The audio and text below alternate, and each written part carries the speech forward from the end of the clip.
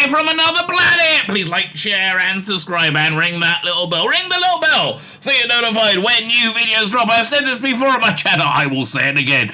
Doctor Who fans are freaking awesome. I would say fans of most things are freaking awesome. I mean, my God, look at the Star Trek fan movies they make. They're just so great, which is why I think they were, they're headed for the top. But like Doctor Who fans are freaking awesome. There's a new project on the horizon from Black Glove Studio with Black Glove Studios. It's like a fan audio production company. You find them on YouTube. I think they probably have other places you find them. I love their productions, right? They always do like these really interesting fanish productions. They did a production, for example, of now I can't remember the name of it. The Last Game, is it? It was supposed to be the story, the Pertwee story, which reveals that the Master was really his brother or something. It's just good, right? They do good, interesting stuff. So the good, interesting thing they're doing right now is animated, which I'm so freaking excited about. I'm like, really? And it's a traditional animation. They're not using AI.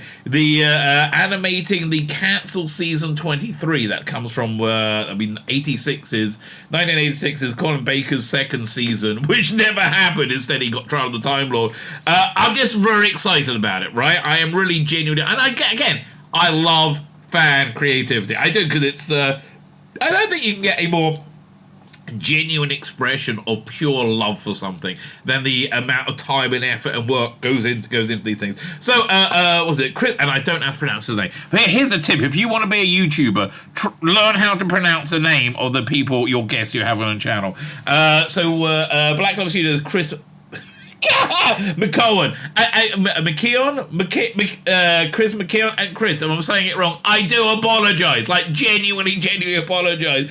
I was going to say Dave, that sounds a little bit snooty. He very graciously came on my channel to talk about this project and a few other things. We took the piss a lot, which is what we do on my channel. Come and hang out on a live stream that happen every day. Maybe not Fridays, I'm not sure, but they happen pretty much every day because I'm chasing that Rumble algorithm. Rumble is a YouTube alternative that's really doing good for me right now, so thank you, Rumble. So head over to Rumble, subscribe to me there. Join me on a live stream. They're fun, okay? We have fun. Also joining me is Dan Hadley from the Spacebook. A great channel. Can I recommend it? Yes, I can. It's my channel. I can do pretty much what I want, as long as I, try and stick within the YouTube guidelines. I recommend it very highly. It's a great little channel. Dan Hadley was there from the Spacebook. He had a show coming up he wanted to preview. But anyway, this is mainly a chat between me and Chris. And again, a lot of fun and frivolity was had all around. When are we going to see these things? I don't know. It's probably going to be out yet. And I want to be clear. I would do things a different way, right? This is something I really enjoy. That because I would deep fake the crap out of it. I would just AI voice those those sound alikes right there because I think that sounds better. But it's not my project. I'm not working on it. I don't decide. I get to sit back and relax and watch the hard work of somebody like Chris. And I'm going to go along with whatever their creative decisions are. And also the creative decisions, they're normally not so bad. Let's be clear. They're really normally not so bad. In fact, they're normally pretty darn good. Anyway, please go to Black Glove Studios. All their links are in the video notes. Do all that. Follow them. Look, you know why you should check it out? Because it's good, right? That's a good reason. Because they're good. Okay, that's essentially the reason. Can you like, share, subscribe to this video? That'll be real. No, don't subscribe to the video. I mean, subscribe to the content on it because I want you to subscribe to everything I think and say. I think that's going to be good for you. I'm here for you, baby. But subscribe to the channel, especially on Rumble. Did I mention that 15 times yet? Because that's really what I'm trying to convince you to do. I know. People say, Rabbi, I like you, but you're a bit subtle, right? Nobody's ever said that to me. Like, share, subscribe, comment. Thank you for doing those things. Let me know what you think. Come and join me on a live stream. Look in the video notes. You'll find Black Glove Studios information. Hopefully, as long as I remember to put it in. And all of my stuff. Substack. Substack, my email newsletter. Now, probably not today, but I'm hoping tomorrow I'm going to get to my new Substack project, which is, again, I said I would do things differently.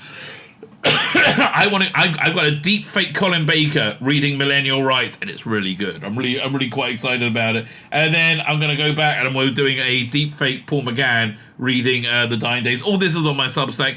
It's free, mate. It's free. Go sign up for it. Go enjoy it. That will be Fandabby Double Dozy. Fine. So we did that last. I think we covered everything. Now, I was going to say, let me hand it to me from last night, but this was from like a week ago. This was on Thursday. It's Monday today. You did the math. Hey, let me hand over to me from some time ago. Far more exciting than that news, right? Far more exciting than that news. Our next guest will be able to tell us a lot more. You know how much I love fan innovation, fan projects. We have. Is it by any chance? Is it Chris McKeon? It is Chris McKeon, and he's right here. Oh, I'm so glad, Dan, that you guessed who it was. Wow. It's incredible how I do that, isn't it, Chris? Yeah, we have met before, Rabbi. We have met before. And in fact, I did tell Chris that he ought to speak to you. Yes. Yeah, because it sounds like... here's the thing. Technology has come to a place now that just like the Star Trek fans were able to make legitimate episodes of Star Trek, right? I think we can certainly make radio plays now with the deep fake voice claim, which I understand as an actor you may hate completely, right? As somebody who might do a voice, you may hate completely, but man, AI right now. Did you know there was a rogue version of ChatGPT that predicted a stock market crash yesterday? That was correct. No, I didn't know that. That's really like this AI shit it's here to stay. It's going to change everything, right? Literally change it. Chris, did you ever see Westworld? I am aware of Westworld. I have never seen it. I only recently got television because I have my own place. So, but I'm aware that it's about AI in the sense of well, doesn't it also involve like virtual reality in certain times? But certain But the no, I was like you have one season, you have one character that writes narratives, right, for some weird thing. But like you're not gonna need any artisanship anymore. Like you just like make a woman, make a man, like you just tell them what you want it to be, and they'll make photorealistic. Like for example, with the technology is now available that they could feed in all the Hartnell episodes, all the telesnaps of the missing episodes, the scripts of the missing episodes, and it will probably be able to produce them, right? You just need to write that software, right? That's where it's at, which is crazy. Well, I can say at least one thing about this project is we are not using AI. We're using... Yes, I know. I was in one of your animators got in contact. That's even more exciting, I have to tell you. So the guy I was speaking to who's working with you, he's also working on The Crusade, which is like my favorite story. I was bummed because they said they could never animate it because it was too complicated. Well, I think that whoever says that just hasn't tried it. I think it's because I've seen what his name is Jonah. I've seen what Jonah is doing, and it's wonderful. And I can't wait to see it. I'm excited. I'm like, that's the thing. I'm like, there's so much possibility with this, right? So you're animating. You're doing old school. Was it animation? Are you using voice actors or using AI? We're not using AI when necessary. Well, for example, for Yellow Fever. Right. Does your audience know what season 23 is? I'm sure, but I'm sure they do. I've spoken about it many times. Listen, I think on my thumbnail, I think I had Colin Baker said they're making a Nightmare Fair again. It's like Sharda, they've made that show more than anything else, I think. Oh goodness, I know what you mean. The different versions. Sometimes people are aliens in Shada, sometimes when they're not. But yeah, for example, the third story is Yellow Fever and How to Cure It, and that's what I'm most interested in because there's least about that. Yeah, well, that one we're not using AI at all. We will never use AI. We're using voice actors for that one, and they've already recorded their lines. Exciting! So we just have to put that one together. But that one was a fun one to do. Are you doing I've heard your Delgado master. I thought he was very good. I don't think I've heard your Amy master. Master's in that one, isn't he? He is. So is the Ronnie, and I have a voice actor for the Ainley master. His name is Stephen Johnson. He is excellent. Okay. You will think I that like we the found it. playfulness of the alien. Like he always intros my streams, right? And I always get the feeling that he is like in between adventures, some kind of weird gay rapist. You know, I think he's into some weird stuff, right? That master. Have you ever seen what's the one? Mark of the Rani, right? Yeah, I have. Mark of the Rani only makes sense if you understand the master has been snorting some kind of Gallifreyan alien PHP, right? That's the only way, because like nothing he does make sense in that story. He's dressing up as a scarecrow. It's like for days, I'm gonna get my old girlfriend. He's off his face. I watched the story, right? There's a bit where he prances to the run and go. He is completely high through that entire entire story. I guarantee you. Then it all makes sense. He's something else. I know that. Well, I the way I tried to approach the master in that story was to, in a way, almost give him a trial run of survival. Just in that, I wanted to make him very menacing, and so it was a lot of fun writing him with Colin Baker. I can say one thing about the story, Yellow Fever, particularly, is I wrote it in mind knowing that a lot of regrets that people seem to have about Colin Baker with the Masters, they never really got a Master story because the Ronnie's there or the Valayar's there. So yeah, that's true. That is true. But the Ronnie is in Yellow Fever. The way I get around is I kind of pair them. I have the Master and the Doctor mostly together, and the Ronnie and Perry mostly together. So that's a nice little teaser for the story. But yeah, we have voice acting for all the characters. You're not going to not get me interested by a bit of Perry Ronnie action. That particularly works. Okay, I have to tell you, I haven't thought of that before, but oh boy. It's purely clinical between them. I'll say this: it's purely clinical, and that's a clue. That's a clue. What happens between the stories? I'm not listening. Okay, there's too much going on in my head right now. That's fine. I think. God. It's a lot of fun, but we for these stories we're really striving to make them achieve verisimilitude. What these stories have been on screen. What do you always do with Black Glove? I mean, you do have a brand quality that's Thank you. Quite well known. Yeah, thank you so much. Thank you both. It's if it's anything, it's just how we want to. If we're trying to restore some little missing pieces of Doctor Who, we'll make it look as if they are missing pieces of Doctor Who and missing pieces of that era. So. The final game, we wanted to make it sound like 1974. This story, we want to make it look like 1986 or 85, 86. And so the Master will be Anthony Ainley. And when we animate it, the Ronnie will be Kate O'Mara.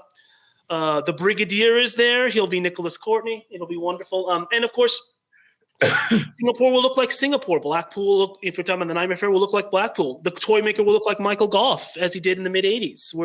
I was just going to ask you that. I was exactly like, who's the toy maker? Is it Neil Patrick Harris? Is it what's his name? David Bailey. David Bailey. Oh, I thought he was very good. He was. But it's Michael Gough. To answer your question, in the Nightmare Fair, the toy maker will look like Michael Gough as he would have looked in 1985. So it would be about 70. We don't know his exact age. We'd be in the mid 70s. So it's he was Alfred age. He was like about 5 years before Alfred. Less, probably about 3 years before Batman. Yeah, because they would have filmed that. Oh, Beanie Richards Benton. Is Benton in the Yellow Fever? Not my version. Not my version, because it's pretty full as it is with it's got a lot of characters. It has a lot happening.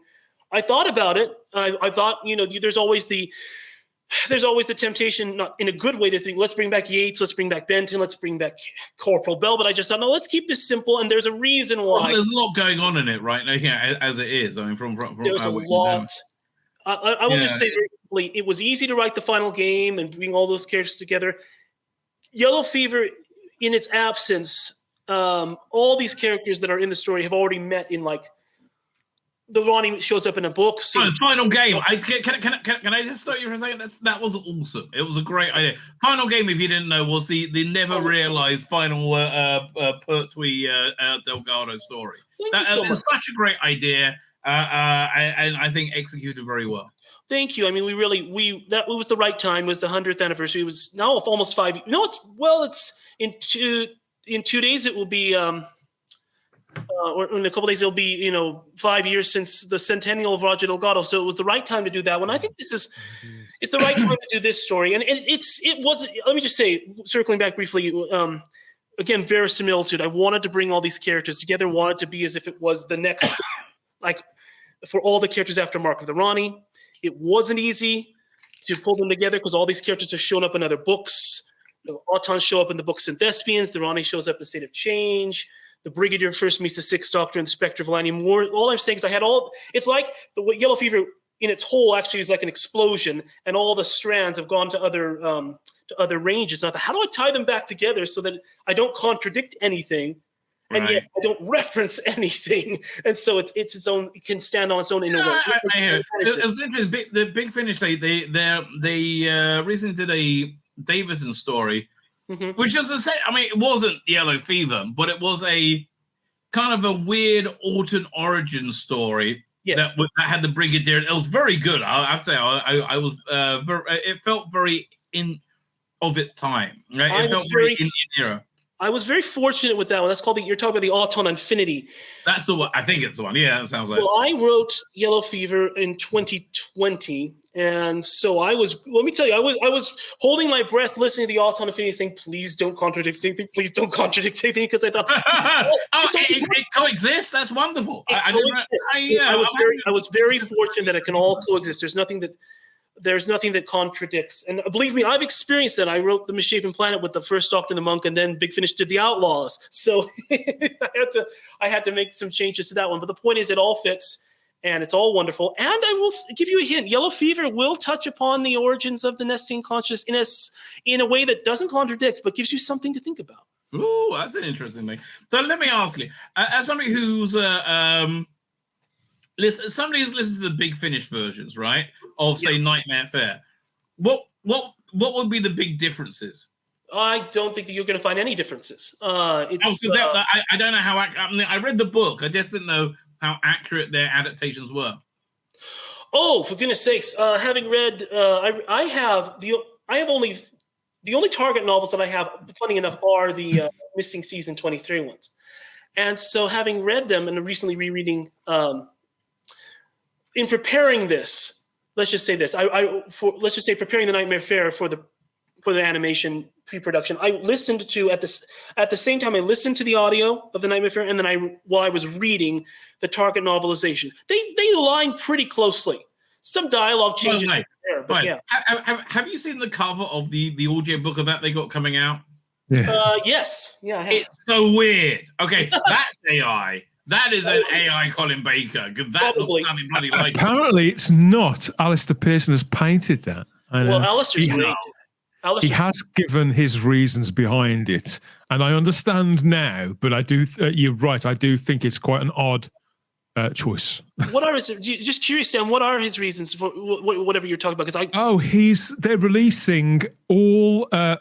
They're coming to the end of that range of audiobooks from BBC Audio. So they're going to release The Nightmare Fair and was it called The Ultimate Evil? Yes. And Mission to Magnus. So those 3 books are coming out as audiobooks.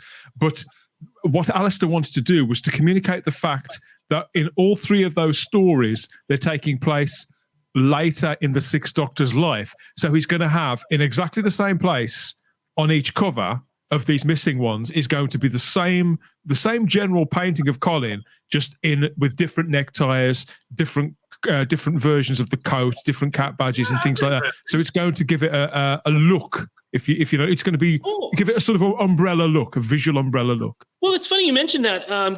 It's thank goodness that what's that? This is going to make it sound like I'm bragging, but the term "great minds," just in this sense, when I started this project, that was one of the big ethos umbrella ideas I gave to the animators, which is, and we're still developing it, but which was, let's not make Colin Baker look like he's from season 22 or from the trial. Let's make sure his hair looks. We took all these photos from 1985 that exist, from Doctor in Distress or the Slip or various publicity. Does he have a beard at any point? Say that again? Does he have a beard at any point? Oh no beard. no beard.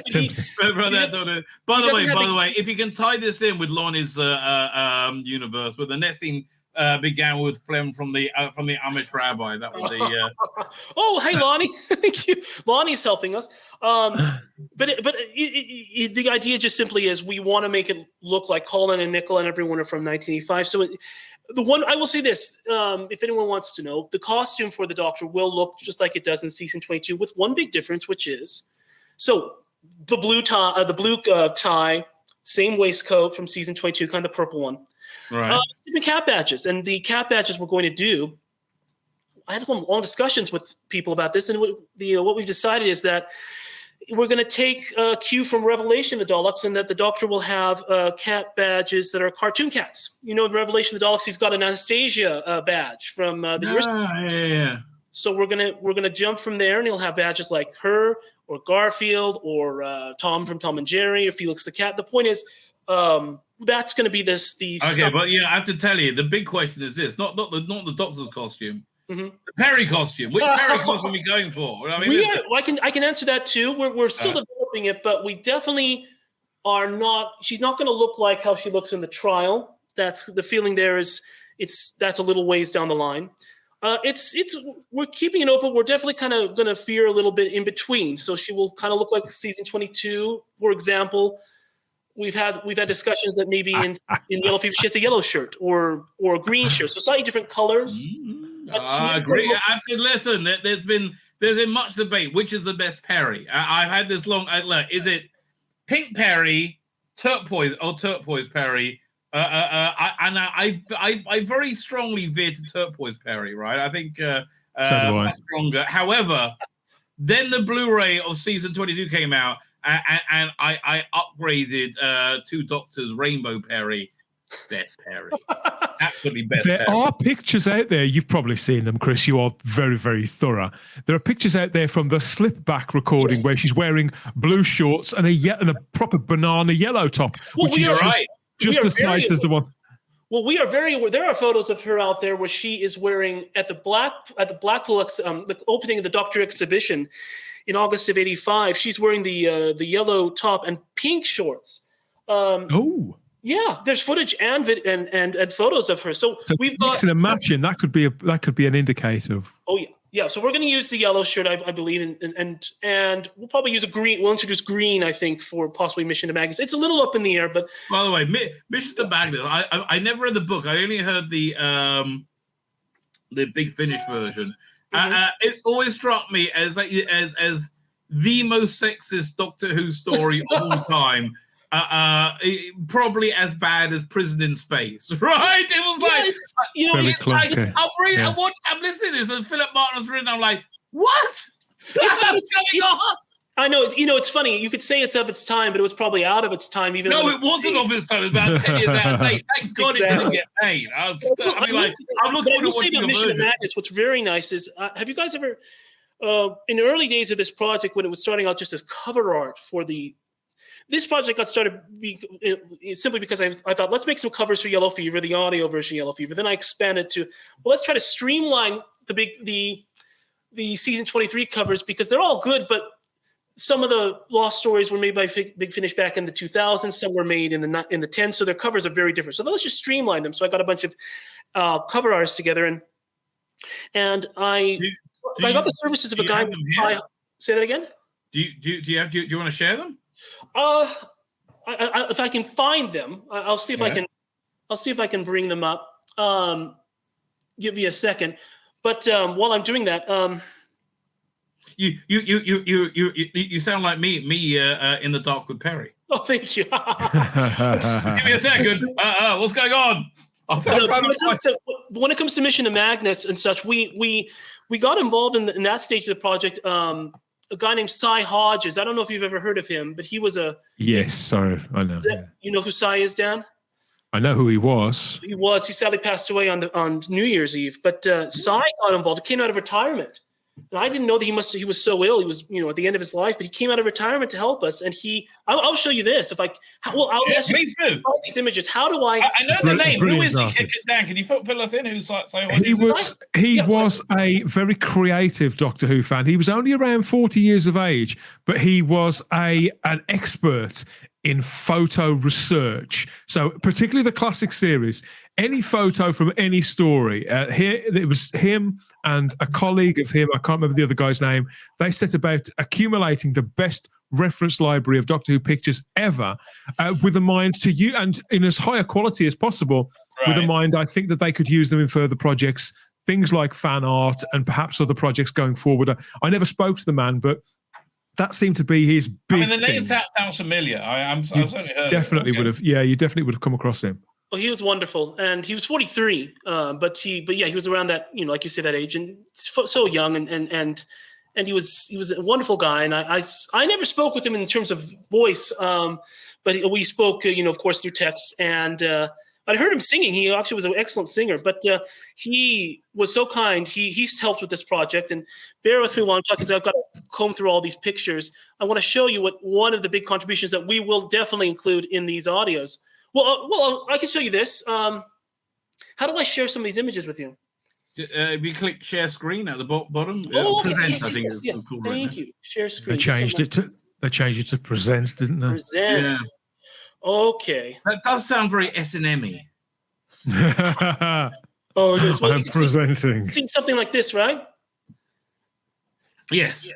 Well, we, part of this is we were doing restoring doing a box set, like a Doctor Collection box set in tribute to, Lee Binding's work, but Cy was recreating all what the Sixth Doctor style, those box sets, because he, and this is like the back cover, we were going to also include art that would be native to season 23. So this is the back cover. Ultimate Evil, right? This is Mordan's, his ship, his planetoid. By the way, I have to tell you, it really annoys me. They have they should have had an alternate cover for the Big Finish version that matched the other ones. It just annoys the crap out of me. I tried to Photoshop my own one, but I was just annoyed by having to go to the effort to do it. No, I understand. It's this will just show you. Cy was also very good. He was learning Blender. He would have loved to do the Daleks master plan. This was some of the work that he was just doing to try to pitch to people. You can see the Time Destructor core there. He wanted to do Dalek master plan before he died, but I really believe that not Mission to Magnet. What's the name? Look at that. The Prelude one. Oh, that's gorgeous. This is one of the big things I want to show you. Cy Hodges I asked him to do an 1980s style redesign of the Ice Warriors. So we had good discussions about what would the Ice Warriors have looked like in 1985. Yeah, he's nailed that. And that's the Ice. That's Vedekyle, the Ice Lord that appears in the story. And I'll also show you the regular Well, you can see here. This is going to be one of the missions. You can see that's Perry's costume, the green shirt. I'm liking it already. I like it. You see this picture of Colin here. This is giving you a sense of what we were going to be doing with the animation, at least. We don't have too much to show about that, but just gives you a preview. That's Colin Baker from 1985. That's a picture of him, I think, from the slip-back photo. Yeah, right. Now, you can see a bit of the Ice Warrior there. You'll see a little bit more in a moment. That's Sanzor, that's Syl and such. But if I can bring up the Ice Warrior picture, might as well. The Hollows of Time. This is a cover. Now, I got to ask you about that. The whole the Big Finish version was not written very well, if I may be brutal. They removed the Master, didn't they? They had to rename the Master. They had to remove Professor Steam, but I saw you got Professor Steam on your one. Yes. Wasn't Professor Steam just in it to replace the Master? I was confused. And also, at the beginning of that one, you had I think what's awful for audio, which is just Colin Baker trying to recount what happened. But wait a minute, didn't this happen? And it just felt so clunky and false. I think you could do better. I think that what we'll plan to do when it comes to these stories is, we're going to use the audio as the basis. So that means the audio is the audio for the stories, with the exception of, this is for nonprofit, so we're not going to make any money off of this. This is all a labor of love. In the case of Yellow Fever, we are, like I said, using voice actors because Big Fishes haven't done it. In the case of the Hollows of Time, we've had some preliminary discussions, myself and the animation director, about what to do with this story. We are going to use the audio, but we're going to try to be creative and treat some of the flashback stuff, so maybe like dream sequences. There may be a filter. Who knows? Well, it works so much better. It's made for video. Yeah, that works on video. It doesn't work on audio at all. It doesn't work on audio quite as well, and I agree. But we'll use it. But we are going to use. Oh, here it is. We are going to use it. Professor Stream is the master. I'll show you another image in a moment. But this is what the eyesores look like in 1985. Yeah, I believe it. I think you're nailing it. That's you can see. Cy and I had discussed. Well, I should say it started with Terry Cooper. I've got to give absolute credit to the heads of these characters are Terry Cooper. He didn't do this picture, but he did a Photoshop drawing of it. I came to him first and said, Terry, what do you think they would have looked like in 1985, given the style of how they were redesigning the monsters at the time? And Terry knows the fashions of that time. I don't know the 80s, but he does. And he said, things tend to get a little smoother, a little slimmer. So we removed, and so taking that, Terry designed the head, and then I took it to Cy Hodges. I took the heads of the warrior and the lord, and I said, "What can you do with this?" And I had same discussions. We said we'd probably get rid of the fur. There's still fur on the neck. You can see the neck now has a plunge at the front, right. But the fur is gone from the joints. The armor is pretty much gone from the legs. I was going to say that. I think that's the smartest redesign.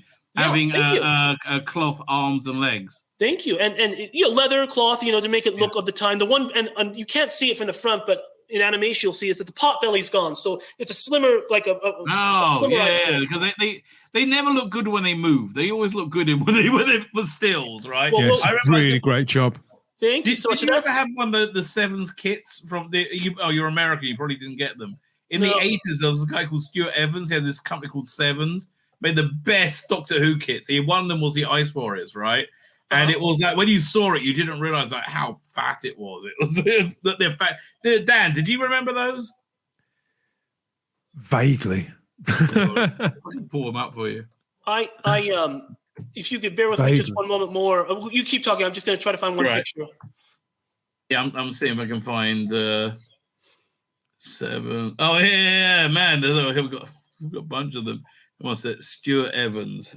They were adverts. I used to see the adverts in the back of Doctor Who magazine, but I never ordered any, and it was never my thing. So I used to just sort of flip past them. But I've now come to understand that there's this massive amount of people who obviously did order them and spent hours and hours painting them up. They're fantastic. They're easy to make. Oh, wow. And they were just fantastic. I mean, they were just fantastic. Oh wow, this is lovely. Sorry. Thank you. Oh, I love it. Yeah, love really it. really You got the Blu-ray cover vibe. This is it's slightly updated after. I have another artist. I'm taking a slight liberty in showing this, but this is, except for a couple images, this is Cy Hodges' work. So I wanted to at least show this. This is Cy Hodges' version of the Doctor Who collection box set's cover, and you can see that he designed in the style lead binding. It's not complete. And it's being continued by another artist named Matthew Purchase, and he's doing a wonderful job. But this is kind of a last tribute. You could also see the Cy Hodges down here did a design of Mordant. Yeah, so a second. So it's just a one, and there's the cat badge. But here's the toy maker. I like the different cat badge. It's very subtle, right? The work you did, it really like it's not slapping you in the face. It's subconscious. Oh. Yeah, it's very very good designs, and Essing Sphere, of course, just a sense of what is within this series. And like I said, we're very early days with the animation, so I can't really show you anything about that. But I can't wait to see. I'm really excited. Please come back and show me whenever you have updates. Right? But this will be a tribute to. We're dedicating the project to many people. One of them will be Cy Hodges in his memory, the animation, because he helped and he gave us the Ice Warriors in the 1980s, and it's wonderful. So, have you seen the animated Colin Baker regeneration from what's it called? Big Finish, the Final Adventure. Oh, the last adventure, the Brink of Death. Yes, I have. Yeah. So will it be like that? Will it be like the reconstruct? Like what kind of look are you going for? We're going for more of the animations, the Doctor Who animations that have been already released. For example,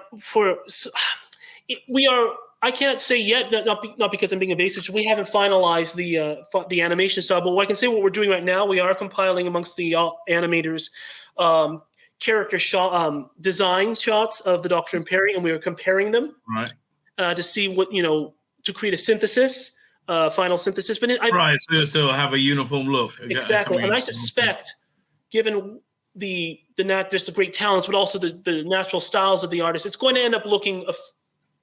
I would say it's going to end up looking very much something like not identical, and so don't quote me on this, but close to something like the Makra Terror or something. Not the same style, but yeah, something like that. It's going to look like like Sharda, Makra Terror. I hear what you're saying. Yeah, exactly, and that's what we're going for. We're going for the 6 stories of season 23.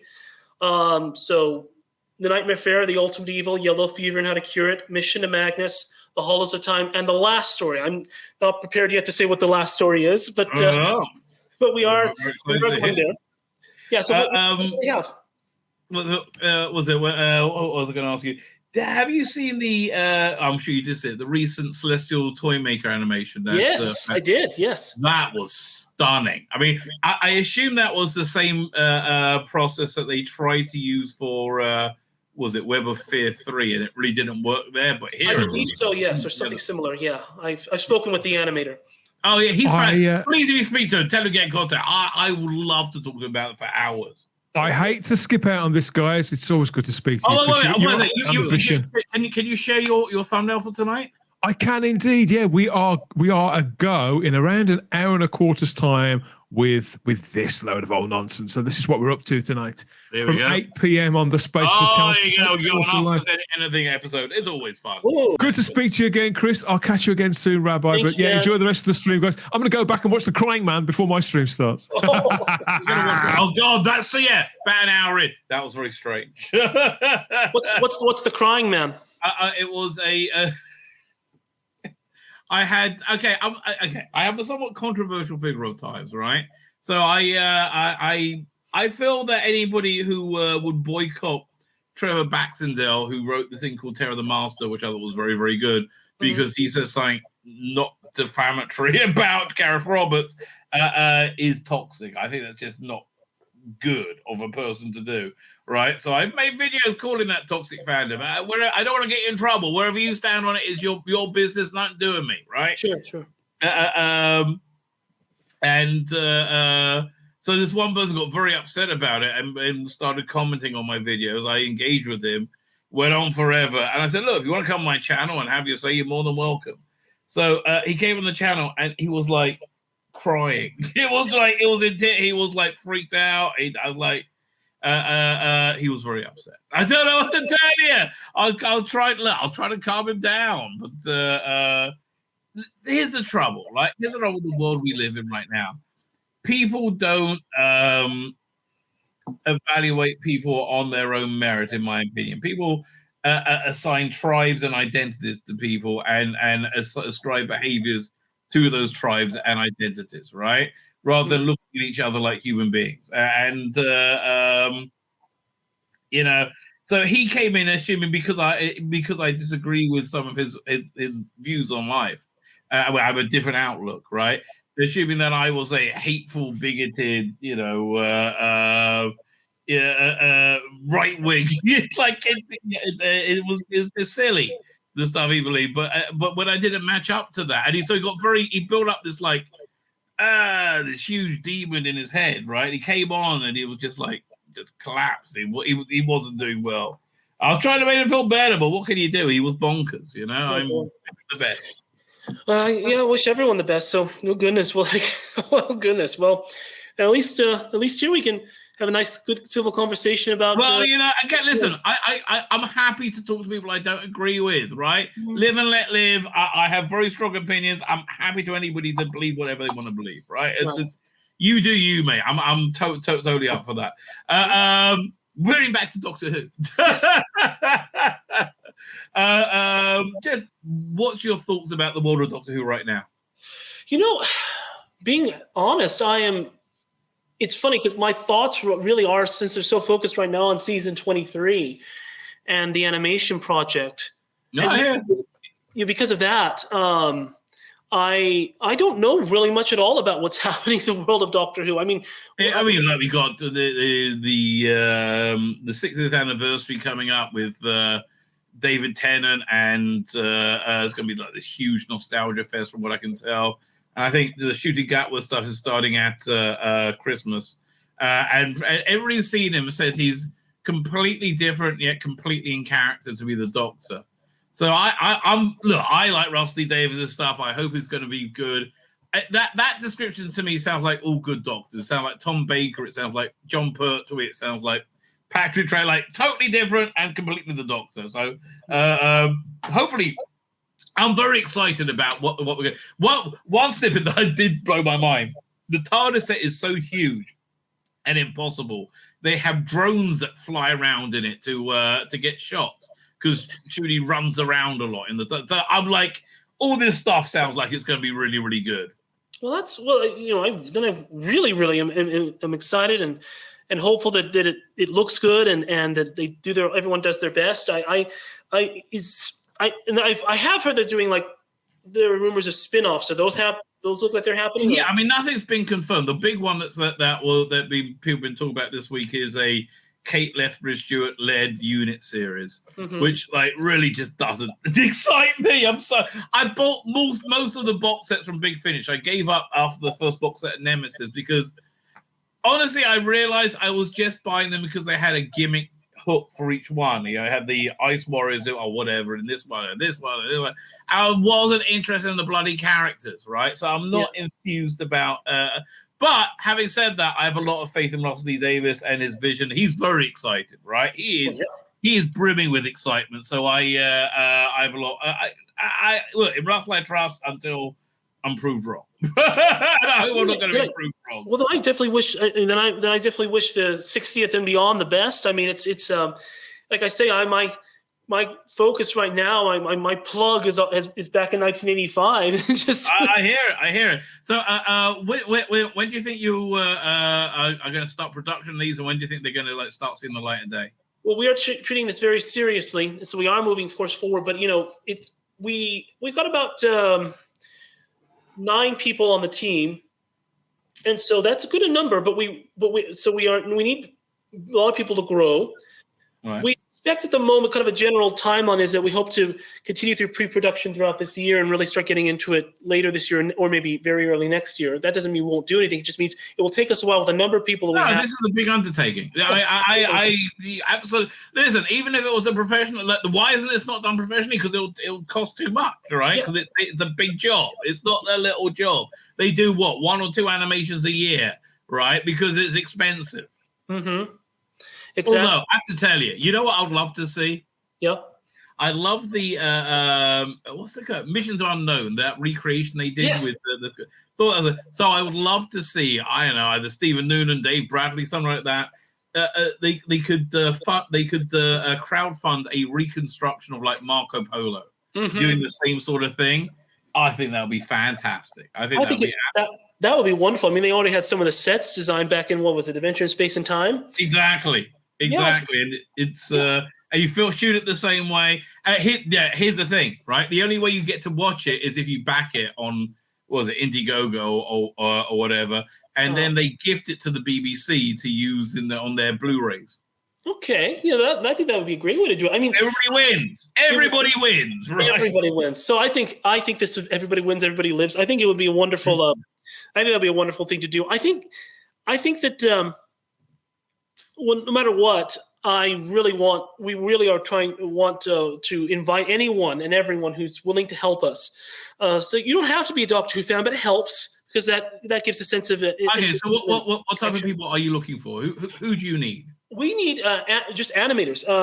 Animators right now, people that have any skills in animation, so do backgrounds, do characters, to do coloring, to do cell background painting and such. Anyone that is available, and I will say this, I know that people are busy, but being very frank, everyone on this team is busy. Everyone on this team, like you said, one person, another animation, others are in school. we have one that's has been animated for about 30 or more years. We've got people of all levels of experience, but they all have the same great talent. Everyone is busy. I recognize this, but sometimes the world goes around with a little bit of generosity and sharing of times and talents to be able to create something. So anyone who can, we will accept everybody that has these skills. We are doing essentially 2D animation, but anyone that has skills in any type of animation, we want you to we welcome you. And listen, okay, if you can do literally anything, right? If literally anything, get in contact with this gentleman. He will take literally anything. Okay? And I'll give you my Twitter. I mostly I don't use much social media, but I am on Twitter. Right. And our handle is @Studio Glove, capital S, capital G. @Studio Glove. So capital S, capital G for the studio and for the glove. And there you go. Yep. So just post it on the Twitter. So that's how you get to you. So very good. Very good. My name's Tzvi Lebetkin, the Rabbi from another planet. Please like, share, and subscribe, and ring that little bell. Ring the little bell so you're notified when new videos drop.